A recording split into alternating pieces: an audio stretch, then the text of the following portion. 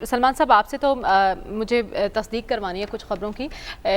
استعفے کی خبریں ہو رہی ہیں شہباز شریف صاحب کی، آپ کی ان سے ملاقات بھی ہوئی ہے، کیا کوئی صداقت ہے ان خبروں میں؟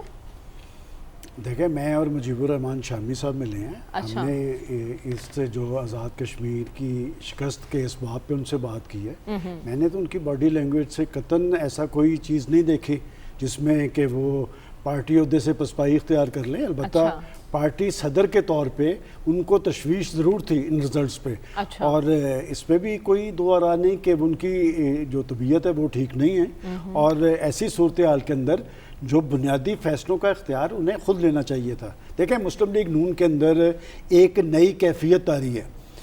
یہ کیوں کرتا رہی ہے کہ یہ جو سول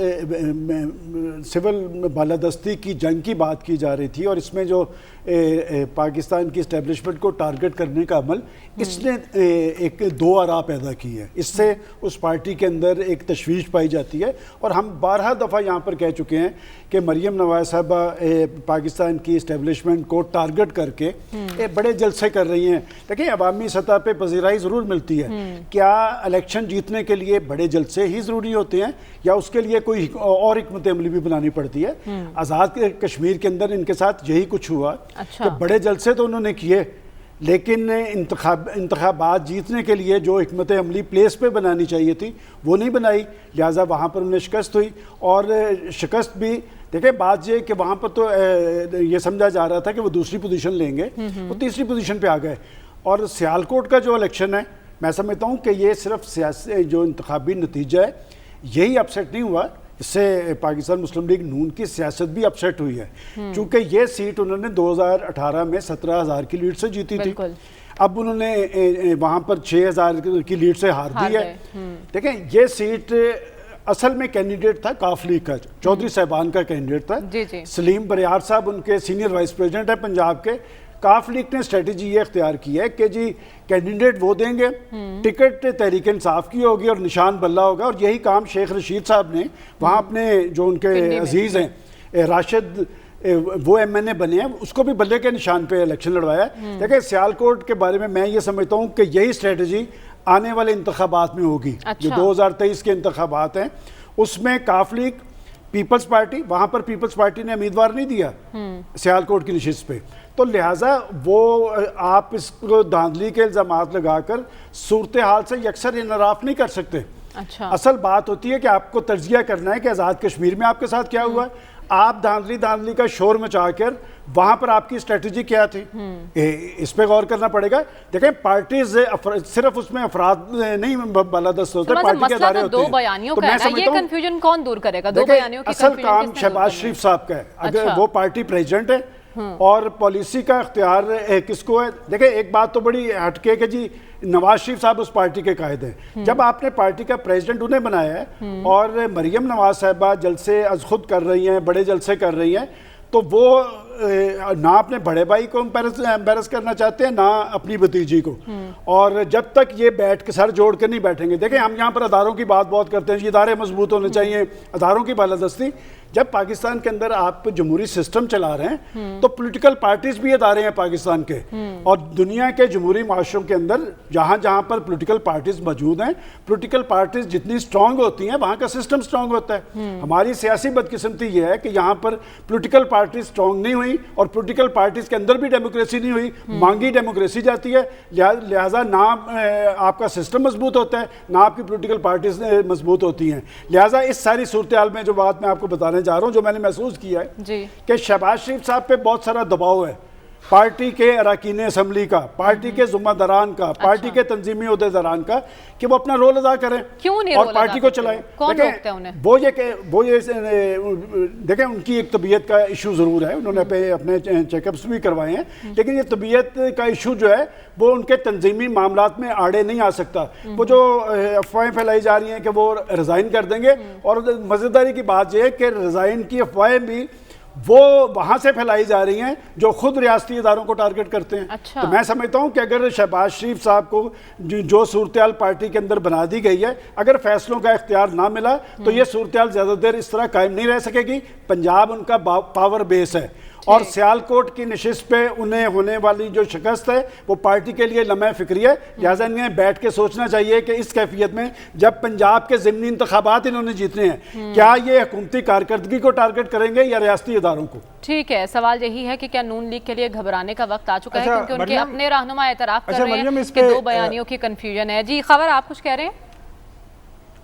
نہیں, میں کہہ رہا تھا وہ جو آپ نے سوال کیا تھا نا کہ شہباز شریف صاحب کو اختیارات کون نہیں دے رہا, کس کی وجہ سے وہ اپنے اختیارات استعمال نہیں کر پا رہے؟ پارٹی پریزیڈنٹ ہے. تو وہ تھوڑا سا مجھے تھوڑی اگر سلمان صاحب آپ کے سوال کا میں جواب دے دیتا ہوں کہ بات یہ کہ اختیارات ان کے پاس, ہر آدمی کے پاس اختیارات تو پاکستان کے پرائم منسٹر کے پاس بھی بہت سارے موجود ہیں, لیکن وہ استعمال کر سکتے ہیں یا نہیں. اصل چیز یہ ہوتی ہے کہ جو اختیارات جس کے پاس ہوں, کیا وہ اختیارات استعمال کر پا رہا ہے یا نہیں کر پا رہا. شہباز شریف صاحب کے لیے بڑا مسئلہ یہ ہے کہ وہ اپنے بڑے بھائی اور اپنی بھتیجی کو امبیرس نہیں کرنا چاہتے. ٹھیک ہے, مجھے لگتا ہے جواب آ گیا.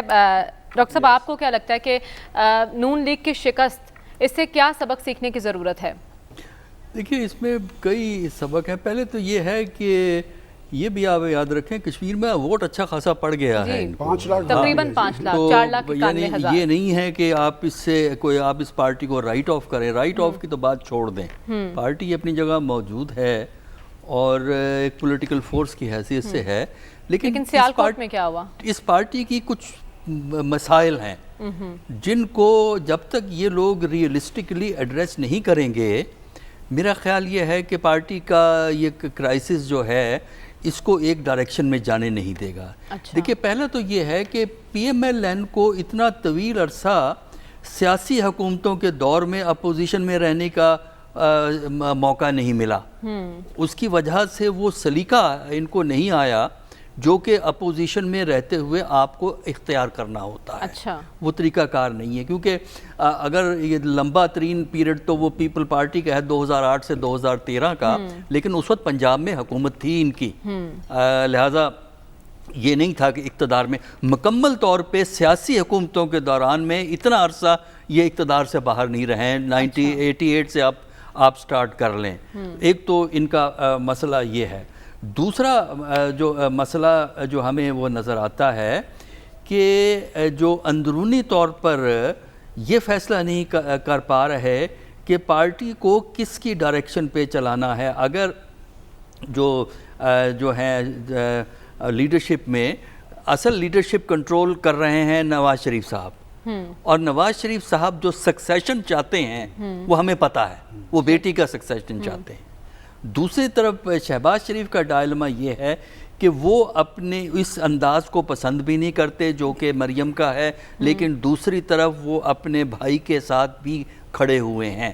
تو لہٰذا ان کو اپنا رول ڈیفائن کرنے میں دقت ہو رہی ہے کہ وہ کیا کریں.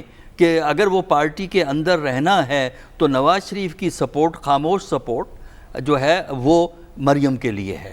اور شہباز شریف کا ایک اپنی حیثیت ہے, لیکن وہ اس سے ڈی لنک نہیں ہوں گے. لہٰذا اگر شہباز شریف نے کوئی حیثیت اختیار کرنی ہے پارٹی میں تو ان کو اپنے آپ کو ڈی لنک کرنا پڑے گا, جو ان کے لیے بہت ممکن نہیں ہے. ان کا جو سٹائل ہے, ان کی جو سوچ ہے وہ نہیں ہے. تیسرا جو اس کا مسئلہ ہے اس پارٹی کا مسئلہ یہ ہے کہ ان کو مخالفت کرنا نہیں آتا. ان کو یہ اندازہ نہیں ہے کہ جو آپ کی جو سیاسی جماعتیں ہوتی ہیں ان کو مخالفت ایک انداز میں کی جاتی ہے, اور سیاسی اداروں سے جو اگر آپ نے ڈیل کرنا ہے اس کو دوسرے انداز میں ڈیل کرنا ہے.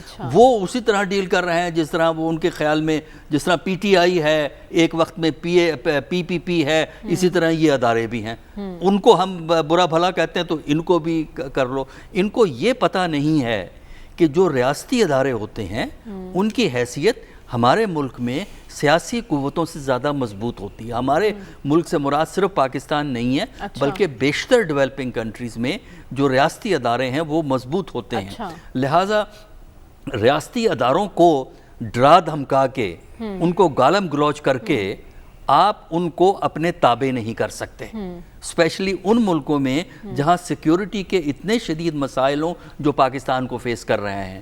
لہٰذا آپ کو ضرورت ہے ان اداروں کی, اور اس کے بعد آپ انہی کو ڈیناؤنس کرتے ہیں.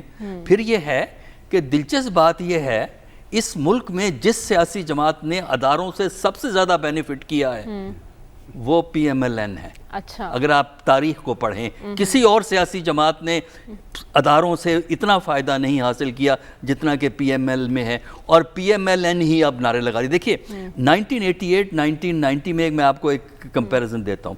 1988 اور 1990 میں پنجاب میں نواز شریف تھے, فیڈرل لیول پہ بے نظیر تھی, اور نواز شریف نے پروونشل اٹانومی کا ایشو کھڑا کیا. یہ جو پنجاب بینک بنا تھا یہ اسی دور کی پیداوار ہے, اور نواز شریف صاحب تو پنجاب کا ایک ٹی وی بھی سٹارٹ کرنا چاہتے تھے کہ PTV پہ حکومت کا, فیڈرل حکومت کا کنٹرول ہے, ہمارا اپنا ہونا چاہیے. ڈاکٹر صاحب, وقت کی اہم ضرورت تو یہ جاننے کی کوشش ہے نا کہ پارٹی میں پذیرائی کس کے بیانیے کو ہے.